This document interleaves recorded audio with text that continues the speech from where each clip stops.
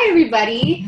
Welcome to Homeschool Q&A. We are live with Connie Albers. She is a successful homeschool mom of 5, and she's going to share exactly the way that she has ensured success with her kids and also created a family legacy that is going to last beyond her years. So welcome, Connie. Can you give us a little bit of a background of your background and just some of the accomplishments that you've had over the years? Sure. Thank you. I'm so glad to be with you. Hello, everybody in Facebook Live land and YouTube and wherever else this will be. I'm glad to be here. I am the mother of 5. We homeschooled from kindergarten all the way till we turned the tassel of the very last child.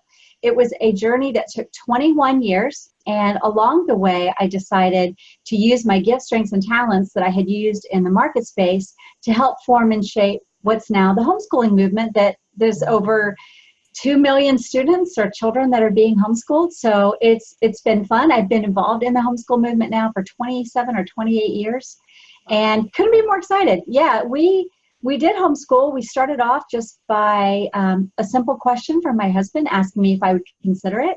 And, you know, like a lot of moms, I said no.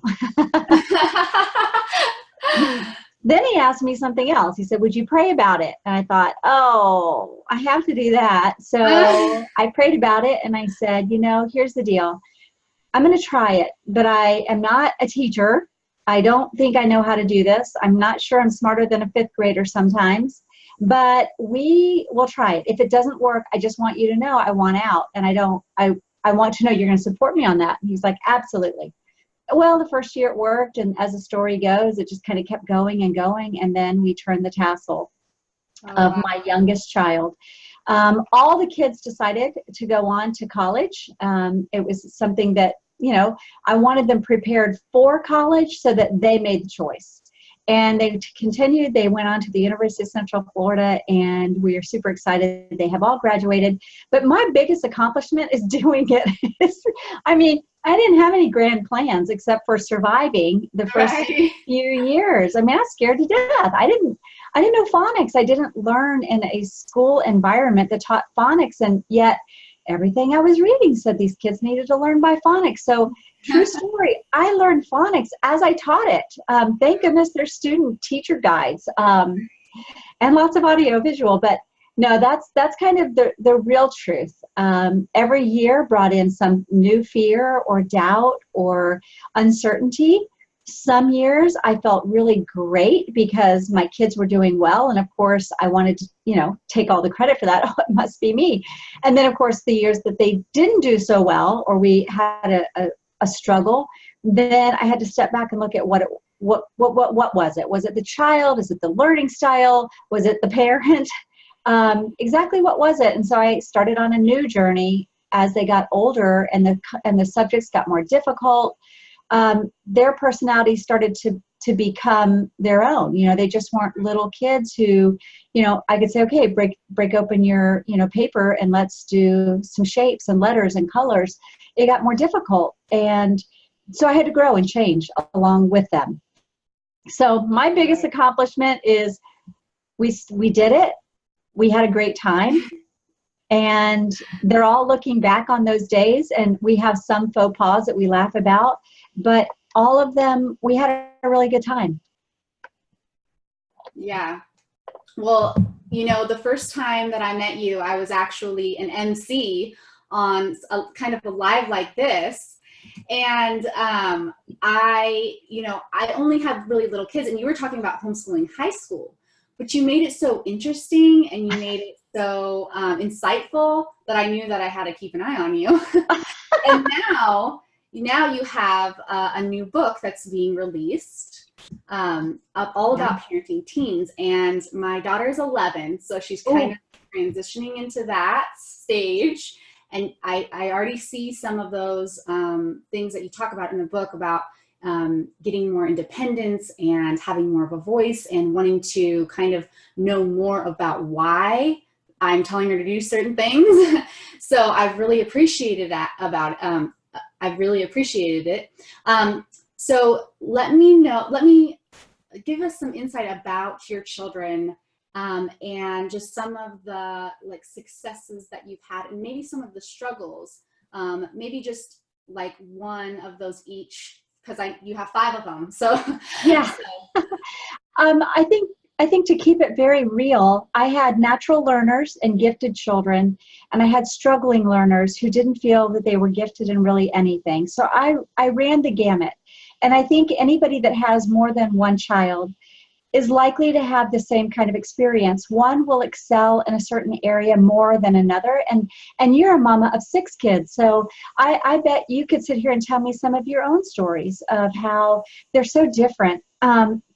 So really, when I think about your question, and I have to, it's not like there was one massive success or one massive failure. It was a series of trial and errors. And it was with the child that was, just kind of was a natural learner. I don't necessarily say gifted, because all of our kids are gifted. It's up to us as a mom and dad to help them discover their areas of gifting. Does that make sense? Yes, definitely. Yes, So, I totally agree. Yeah. Yeah. So, when I had my firstborn was certainly, and I never expected this, but he was certainly that child who would get his work done, was an overachiever, was responsible, had all the perfect characteristics that makes any mother feel like I'm doing a great job. And this is going so swimmingly, wonderful. But then I had child 2 who was an artist. So my first child was a left brain. My second child was a right brain. And for those in your audience, it just means that, left brains are your logical, sequential, they're math and science oriented. And then the right brains are your creative. So I had an engineer type and an artist. And how do you teach those types together? Well, you really don't. And I know a lot of people might say, but we have to. I have so many kids. School and education isn't the place to try to make learning styles fit. You want to build close sibling relationships. You do that outside of English and history or mathematics. And so for them, I just had to realize I want them to develop a love for each other and a love for each other's strengths. I wanted my son to see my daughter not as, oh, she's just not as smart as me, or she doesn't get it as fast as I do. I wanted my son to look at her and say, she does things I will never be able to do. She sees and brings beauty to the world that he could only, wish to do. And I wanted her to see him as, he didn't need to study all day long. All he had to do was read it and take a test, and he was done. And it was actually in his brain. I think that's a beautiful thing. I didn't happen to get that either. But I didn't want her to feel like she was not as smart. And so I became very intentional. And I really tell parents often, you want to, in the depths of homeschooling, where you are with each other pretty much all the time, you're learning to do life together. Part of life is homeschooling, but the other part is learning how to appreciate each other and how to respect each other for who God made them to be. And that's what I spent a good deal of time doing, is pointing out, listen, you're going to need to study longer. It's okay that you have to see it, taste it, feel it, experience it, eat it, make it. I mean, everything. History all involved everything. And we laugh because when they both graduated college, she graduated with a higher GPA than he did. And so it became, they would still find this way to kind of lovingly talk to each other about it. She would say, yeah, I graduated with a higher GPA. And he goes, yeah, well, art's kind of easy to get a high GPA in. And she's like, no. and she'd say, well, let me show you. Let's have it out here. And they would do some fun. Truly, it was fun. It was not a competitive jab to see who was better. It was learning to appreciate the differences that they had. Right. Exactly. Yeah. So it sounds like through a lot of those struggles, you really came out on top. Was there some of the failures I would say that I had was not identifying an area of weakness quick enough. And let me explain that. One of my children struggled with reading comprehension. I was doing every bit of research I could possibly do, online, in books, with educators, and trying to figure out, okay, what could I do better? How could I change? How could I teach? How could I help that child learn? The one area that was the greatest struggle was not realizing how to engage a child who fidgets, can't sit still, has got to be banging that pencil on the cabinet or tapping their sibling on the head or kicking the chair in front of them. Yeah, right. And helping that particular child realize, you learn this way, not differently, and you're not special. You learn this way, they learn this way. Together, you will all learn. So it made the entry into high school more difficult than I wish it would have been for that child of mine. And I was actually told, this child's probably not going to make it into college. They just don't have the comprehension ability. And I thought, last I checked, you're just giving me your opinion. Thank you so much. I really appreciate your opinion. I really appreciate how much you care about my child. And I'll take that into consideration, as that just got deleted, right? And that particular child, I never said, this is what other people think. I never dissuaded the desire to take the next step further. It was always, let's take the next step and I'll be by your side. I'll help you figure it out. We'll figure it out together.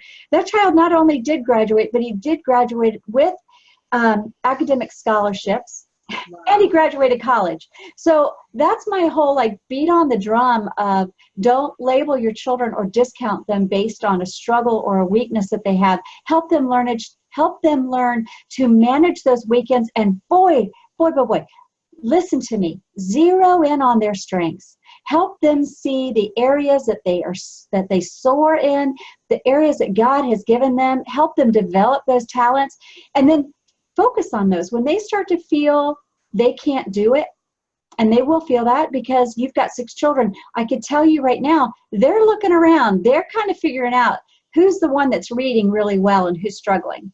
Right. We have this propensity to focus on our weaknesses, our negatives, and we're not measuring up. And nobody might even say anything, but they feel it and they internalize it. And so it's wise for a mama to be very discerning and then point out, you know what, you may struggle here, but you're really excelling here. So we're going to focus here, and we're going to learn how to overcome and to develop some of these weaknesses so that they're not quite as weak. Notice I didn't say we're going to overcome your weaknesses.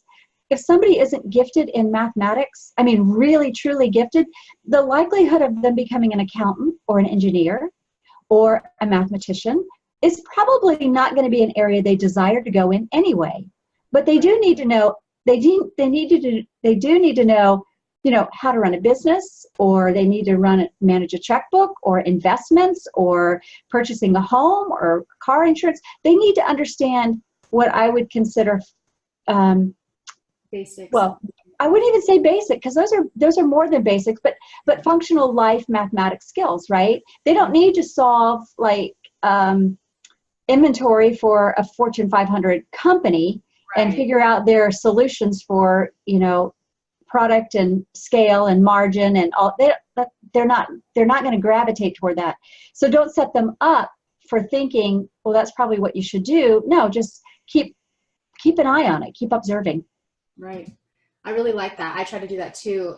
Just, trying to get my children to grasp. If they don't get a subject right away, that's okay. You know, they're not going, not everybody does that. And just saying that no matter what you don't know, there's always a possibility, you always have the ability to learn that if you want to, if you really want to. It's going to take time and effort. So I really like that. That's so true, especially with the labels. It's so easy to do that and just say, oh, you're this way, so we're just not going to even go there, kind of thing, just putting them in that box. And I don't like doing that at all. So I really appreciate you saying it's important to identify if your child is struggling, has a learning struggle, or like in his case, reading comprehension. He was a fidgeter, always fidgeted. And as a matter of fact, he and I were having a conversation just recently about his college experience and what I had done leading up to the ACT and SAT. And that was, I did for this particular child, I had him do a series of tests with a psychological, what is that called? A psychological evaluation where they will measure and identify your IQ and your processing. And they do a whole series of testing. And then they can actually determine if that child needs extra time on tests. It's not even a big deal. Nobody ever knows about it, but it can make all the difference in the world to how your child views themselves. If they only need an extra time because they're smart, your kids are smart, they just need a little extra time to kind of process the information that's before them. And then they're able to take these harder tests in high school and then in college and get A's and B's because they just needed a little extra time. The processing just wasn't at the speed of, say, some other children or gifted kids. They need to understand that that's nothing wrong with them. That's just how they are made. And these are the tools that we have to be able to navigate around them. So that it's an obstacle. How do we manage that obstacle? Yeah, there's so many tools available out there. Yeah, there really are. And that's what I told him. He was talking just recently about different things that kids are doing in college. And I even talked to my older daughter today about it. She said, Mom, just about everybody in college is taking ADHD drugs. Kids walk around with them and they'll just hand them out to other students, which was something I was not aware of until more recently. Wow. Yeah. Anyway, I know we got off topic, but that's been a real big issue because I know a lot of parents are dealing with, what do I do? How do I get this child to cross the finish line? It's easy when your child's running super fast. You're just kind of like throwing the next thing at them. Here's a new book. Here's another book. Here's another book. Here's another study. And they're like, okay, I'm eating it all up. But when you don't have that child, mom can start doubting herself. She can start becoming afraid. Dad might think, oh, should we keep homeschooling? I'm not sure we're doing this right. The child might start feeling like he's getting behind. And it can actually cause the homeschooling experience to be a negative experience. Instead, I want to say, no, it doesn't have to be that way. It can actually be the best thing you could ever do for that child. Right. Yeah, that's very insightful. I did not have any idea that was going on in colleges. That's a big shock. I know. I'm glad you brought it up. I mean, that's good for people to be aware. Okay, so back to your book, and homeschooling, of course. With some of those struggles that you were talking about, was there any one thing that really got you through, like the doubts and the struggles and maybe the hard times? Was there any resource or just inspiration that you really thought was beneficial for your journey? Yes, I love that question. When they were younger, what got me through was the belief that I could do at least as good as the public school. I felt pretty good getting through the elementary grades. When middle school came, I felt nominally confident that with the teacher's edition and the book, that we could probably eke this out. When high school came, I thought, no way. I don't even remember chemistry or geometry proofs or all that stuff. So what kind of got me through, I write about it in the book, is starving the fear. Fear is just a normal emotion. We all have it. It's something God gave us. It's what do you do with that fear? And we can feed it. We can feed the doubt. We can feed the fear and the anxiety, or we can starve it. And we starve it by telling ourselves the truth. And what I love to do is I read scripture. I found that the word of God for me is truth. And with that truth, I was able to say, you know what, God, you have fearfully and wonderfully made this child. You are the architect. You have the blueprints. You have given that child to me to teach and train in the way they should go. Will you show me what that child needs? And that became my go-to resource. I know that may sound kind of strange because I did read a ton of books and got lots of wonderful ideas, but there wasn't the one that I always made sure was an important part of every day of my life has been just having God's word. And there's a couple disciplines. I'm really big about rhythm and routine and disciplines. And for me, I had a morning rhythm, a routine, where I would wake up every morning and I would just devour God's word. Now, when you have a lot of kids like you and I do, devouring may mean one verse. And that's about all we can get down, because kids are screaming and they're wanting something, or they want food. They always want food. But I would just devour God's word in the morning. And I would just say, God, I don't know what the assignment is today, but I know you will get me ready for it. So will you just help me to be the best mom that I can be to each of the children that you have given me that day, for the moments that are going to be in our day. And I would just commit our day to him. And then at night, I would go to bed, and I would not go, I really tell parents, and this is by trial and error, when I found if I went to bed lamenting over how bad the day went, how much I didn't get done, or how ornery one of my kids were, or half my kids were, or all of my kids were, or how horrible of a homeschool day we actually had, I didn't sleep well. But when I went to bed at night and I was just focused on God, okay, we didn't get what I thought we would get accomplished today. And I would confess the things that I knew I probably shouldn't have said that day to a certain child, or the things that I probably should have said in correcting another child that I didn't. I let it slide, because let's face it, sometimes correcting kids just gets tired. You just want to go, I didn't see it. Plug my ears. Distract ourselves, pretend. But I would just tell the Lord, I'm sorry where I wasn't faithful today. I want to be more faithful tomorrow.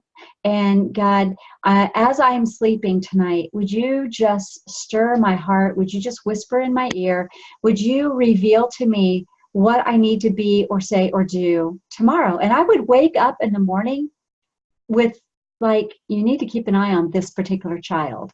You need to watch the attitude of that child. You need to, press a little harder on this one, because this one's, doing a lot of whining, but it's because they figured out that you're a softie. And if they whine, you'll give up. Yours are probably not like that.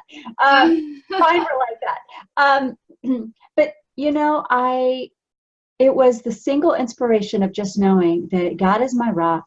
He is the source, and he knows the plans he has for that child. All he's asking me and you and every mom to do is show up and be faithful, because motherhood is a ministry of being faithful.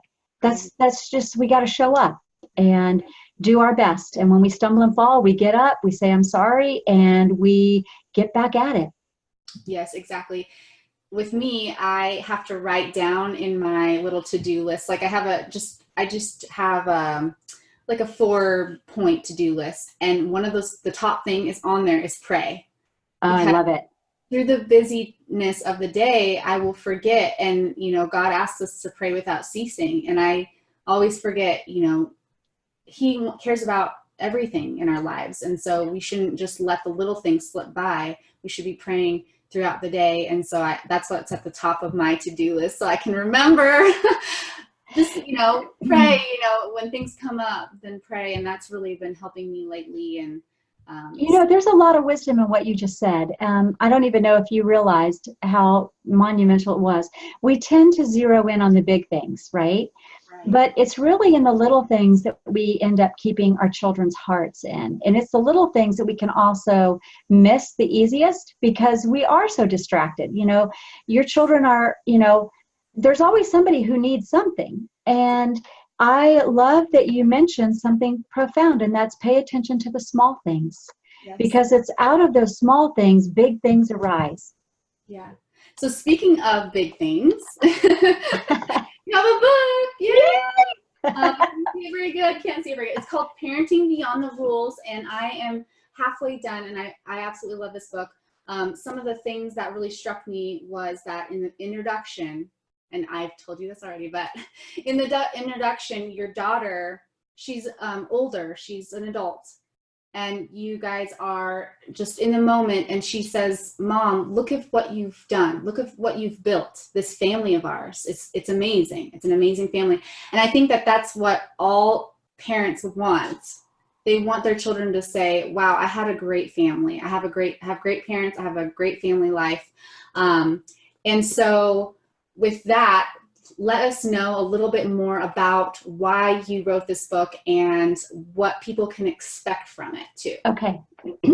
Well, that story is pretty profound because often mothers, we believe what we do outside of the home, you know, our careers, our platform, our position, our standing in the community, how much we make, we can sometimes think that that's what's noteworthy.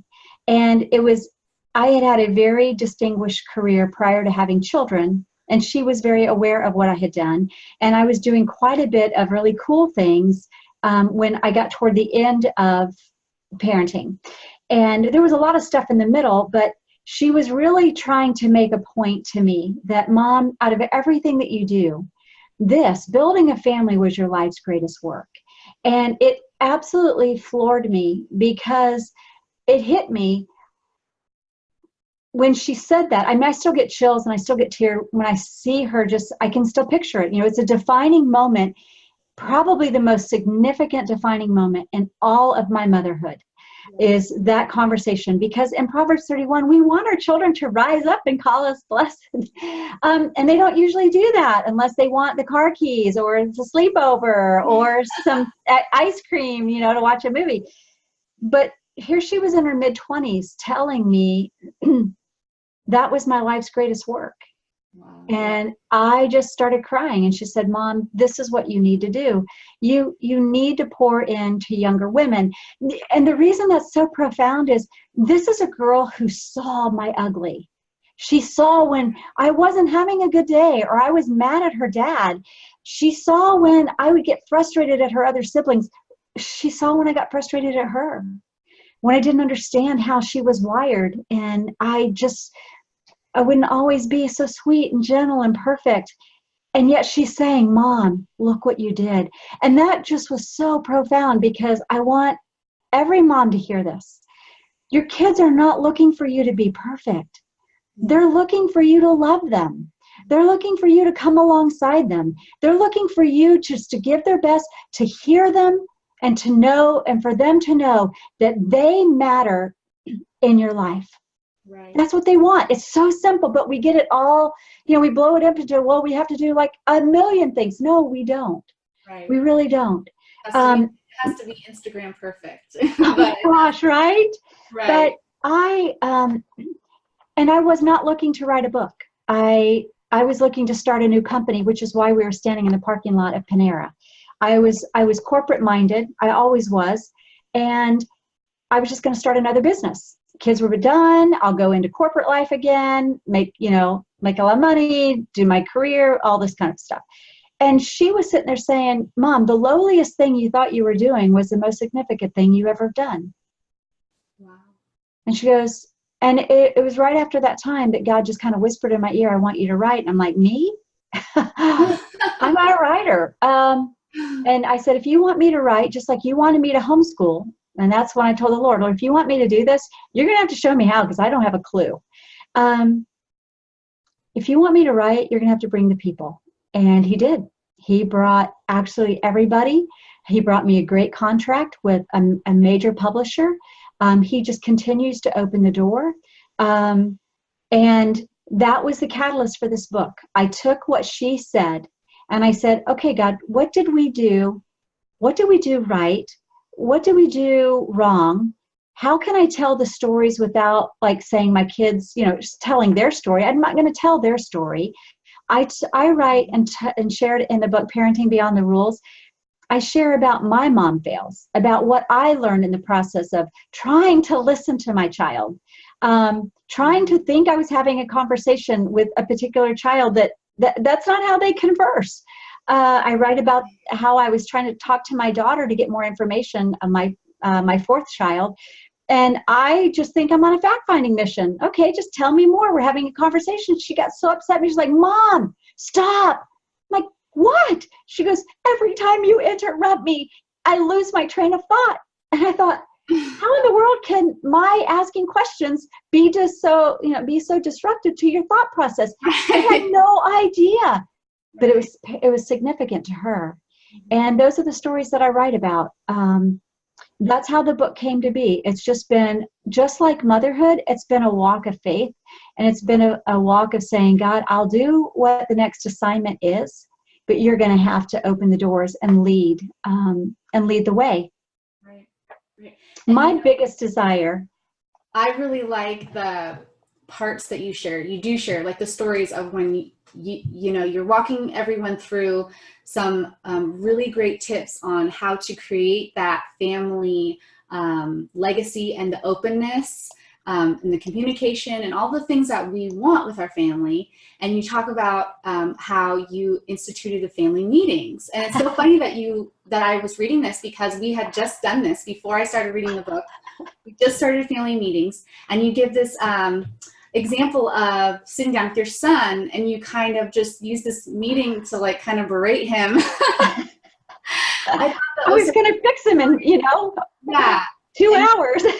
Exactly. And you're just being totally honest and showing that we don't have to be perfect moms. We have to just be honest with our kids, and we're kind of creating this team that you're acknowledging that you're here to help them, and they're also here to help their family as well. So it's just a great dialogue and a great book, I thought. So if you hold up the book again, and let me explain to the listener. So you'll notice that there are paintbrushes of all different shapes and sizes, and they have different colors. And then along the bottom, you'll see paint swaths, right? The purpose of that is your child is a masterpiece, and you are helping to paint the masterpiece that God has designed them to be. You're not going to use the same colors with every child. You're not going to use the same brushstroke. You want to take that and constantly paint pictures of possibilities for your child. Give them a picture of what the next season of life will be for them. So if you have a 9 or a 10-year-old, in a couple years or maybe a year or so, your body's going to start changing, and you're not really going to understand it. I want you to be prepared for the days that you're not quite feeling yourself, or maybe you cry rather easily, or maybe you get frustrated more easily. That's part of growing up. Paint that picture for them. And then when they get ready to hit the high school years, a lot of times there's a lot of pressure put on your age. Your peers start entering the equation more. They start having expectations of you. Sometimes they'll make fun of you maybe for being with your family. We were very family centric. Now, my kids had a lot of friends. You'll read that in the book. I talk about our door was open. We loved having kids at our home. That was the best way for us to get to know our kids, was get to know their friends. But I wanted them to know that there was a future coming fast at them, and I wanted them to be prepared for it. And 3 things happened when I did that. 1, they felt a sense of belonging. Not a sense of belonging. They knew they belonged with our family. They weren't here on accident. They were part of our family. They belong with us. And we would often say, we are the Albers, and this is how we do things. Right. The next was identity. They have to know that their identity is first with Christ and second within the family. That's when you're raising kids, that has to be what is instilled in them. They use that. That becomes the legs with which get stronger and stronger for them to be able to stand for the values and the truths that you've taught them when they don't have to. Like when they're not 18, when they're 18 and they don't have to do what you've taught them, right?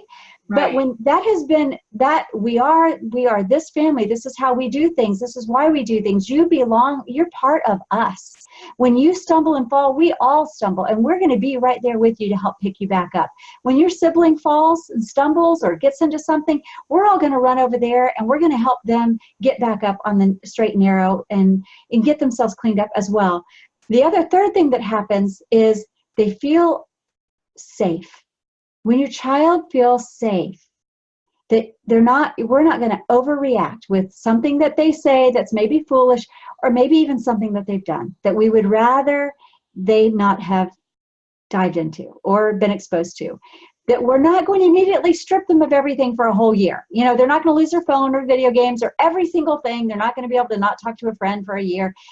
They know that we're going to pause and we're going to gather more information. And they know that in that section of building a family, a team that works and does life together, I like to paint the picture that we are, what do you want your family to look like in 5, 10, 15 years? What do you want those relationships to look like? If what you say to me is, I want my kids to call me and say, when is Thanksgiving dinner? Right. Not me say, you are coming home, right? Right. Mm-hmm. Or me to say, or them to say, hey, Mom, it's, what time are we getting together for your birthday? I want to take you to lunch. I want to take you to dinner. I have to work on your birthday because, we do like our kids to grow up and get a job. Right. I am going to be working on your birthday, but can we get lunch the day before or the day after? And not well, I didn't even get a birthday card from you for my birthday. We don't want to guilt our kids into having a fake sense of love for us. We want them to do it because they actually do love us and they actually want to do life with us. So paint a picture of a family doing life together. And that starts, if that's what you want when they don't have to, like they're in college or beyond, then you have to start working toward that right now, where your kids are, whether it's little toddlers, middle, elementary, middle, high school, wherever your kids are, like right now, you're hearing this, if it's the first time you've kind of thought of that concept of getting a vision for your family in the future, write down what it is. Write down 3 things you want to see for your family, and then start working toward those. Yes, that's so important. So important. I think that, I wouldn't have even thought of that unless my husband brought it up. I wouldn't have thought of family meetings or any of that. Just as you're growing up, if your family doesn't do that in the first place, you don't have any idea how to do that in your family. So right, and for many of us, for myself included, you're creating something that maybe you didn't have. My husband and I did not come out. We had great, we love our families, but we wanted something a little different. And many of you probably want the same thing. And so we just kind of set out on this adventure of creating a new legacy, a legacy where you said, if you wouldn't have thought to do the family meetings now, I'll give you an example of how it plays out. So, when your elementary school child is struggling, they're wounded. Maybe a friend said something that was unkind at church, or maybe somebody from co-op, if your kids are in co-op, and maybe somebody made fun of them and said they're just not real smart, or they look funny, or whatever kids say, which is a million different things. And some kids get easily offended at some comments, but then it's like water off a duck's back for other comments. That's where knowing your child is so important. But I will play this out for you. So you come together and they all help when somebody is down and struggling when they're little. And then in the middle school years, when somebody they look in the mirror and something's not there that should be there, or something is there that shouldn't be there, like blemishes all over their face, and they're keenly aware of this. And then the family all comes together to encourage, even pray for that child. Then in high school, they didn't make the basketball team. They didn't make the soccer team. They didn't get into the college they wanted to get. They're not getting A's in English. They're failing math. Then you come together as a family and you pray together and you talk about it. Not as a way of, hey, I'm going to fix you, but as a way of, I'm here for you. We're here for you. It's going to be okay. Real example. We've always done this. A few months ago, we had some things happen within the family. I sent a group text. Thank God for text messages. So we have a group. It's called the Albers side. Everybody's listed on it. And we sent a group text. Hey, meeting at the house. I'm not kidding you. Meeting at the house. Who can come? We need to discuss something. It was a very serious matter. Every one of the kids. Now we're up to 9 because 3 of the kids are married. So we have 8, and then Tom and I. So there's 10 of us. Everybody dropped their plans. Some canceled, activities they had. Others changed their work schedule because they all wanted to be there. And we literally came together. These are now all adults, 20-somethings. Paul and Jeannie are 30, lower 30s. And we just listened to what was going on, cried, asked questions, and then we just prayed. We just prayed for each other, prayed for the situation. Get a picture of seeing adult children understand the importance of family coming together and pray for one another. It starts now. It starts when they're little, and it starts and it continues all through the homeschooling journey. Mm-hmm. And it's so important too for their identity. There's so many young people who are struggling with that. They don't know who they are. They don't know where they're going. Yeah. And have that tight unit, you're able to go so much further standing on each other's shoulders instead of each as individuals, you know, trying to do their own thing. Yeah. So I think And what so needed. you'll probably find is, and I love it with a larger family, sometimes, a lot of times, the kids will all go after each other. I mean, mom and dad, we don't have to say anything. When they get older, if one of them starts to kind of go in the wrong direction or make some friends that might not be the best for that child, the sibs all go after them. Hey, what are you doing? And it is the most beautiful thing to sit back and watch them lovingly pursue the health, the well-being, the relationship with their siblings. And you're thinking, I didn't think this day would ever come, but it comes. And it's glorious. Because they're like this sometimes. And, you know, actually they're like this sometimes when they're adult. I mean, we're just people. They're little people that are trying to grow up. Right, exactly. Mm-hmm. So the purpose of the book is to really help parents build relationships with their teenagers throughout the teen years so that they can enjoy richer relationships when their children are adults. And I know a lot of parents are fearful of the teen years. And frankly, there's a lot to be afraid of, actually. There's a lot of danger out there, social media, the internet. We can't keep them from all the danger. We can't keep them from being bullied. We can't even keep our kids from being a bully. If that child makes some bad decisions, you know, we can't even stop that. But what we can do is be so in tune with what's going on within that child. And, you know, pay an attention. I don't know if you've got to the chapter of body language, watching the silent language, watching what they're communicating, how they're communicating, what those little off-the-cuff comments that they say about another person. We just keep tucking those away and we deal with them privately. But that's the whole goal of Parenting Beyond the Rules is I want parents to get a picture of what these years can be years of celebration. Yes, there'll be challenges, but that's just because they're growing up. And we are entrusted to help teach and train them. And I want parents to realize your child's a masterpiece. They're not, you know, they don't become the season where, gosh, if we can just survive, then I'll be happy. No, let's thrive. Right. Let's do more than just survive, or let's not dread these years. Let's change our mindset now. And if you're in the middle of it, change it today and start thinking differently, start talking differently, and start getting a vision of where you want to go when you're not parenting anymore. Right, having some more purpose in the journey. Yeah. So with this book, is there any other resources that you have for parents other than the book? That I personally have? No. Well, what about your website? Where I do. I'm sorry. Yes, I do have. They can find me at conniealbers.com. That's my blog. And you can find me at on Facebook, conniealbers.author. I'm also on Instagram at Connie Albers. And I love to check in with people. We are on a massive book tour right now, and it's going very, very well. I'm seeing that the fact is there's over 63 million teenagers in North America.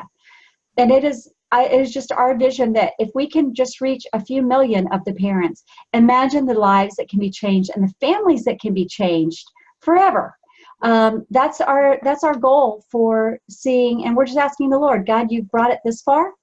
What will you do next? And we're just showing up every day, my family, myself, and talking about the book and talking about how to love each other well and how to keep your family going in the same direction. Doesn't mean everybody's alike. It just means that they're going in the same direction as a family unit. And being faithful, right. Is there anything, before we sign off, is there anything that you would say to a mom who's thinking about homeschooling, or maybe who's getting discouraged, just where she's at? The first, I would say, if you're considering homeschooling, why?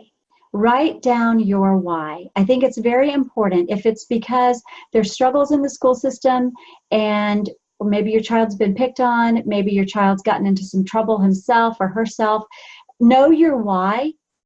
That will be your sustainer. That will be what motivates you and keeps you going on hard days when maybe things aren't going well. The other part is, if you're weary and tired, don't quit. It's always too soon to quit. But it's okay to take a rest. I'm giving you permission. Take a rest.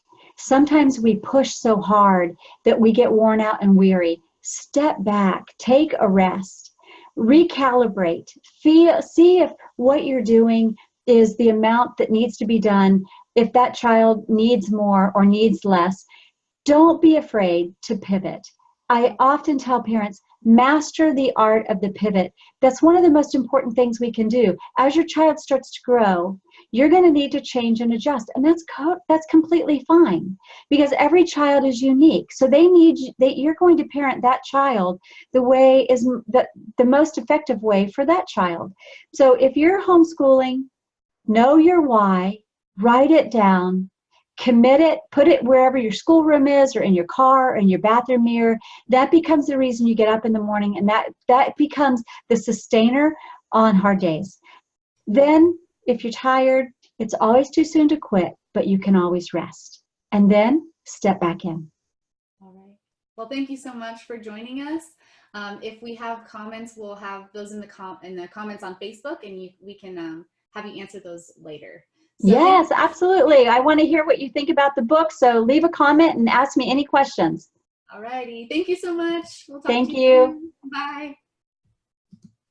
Okay. Let's see. Okay.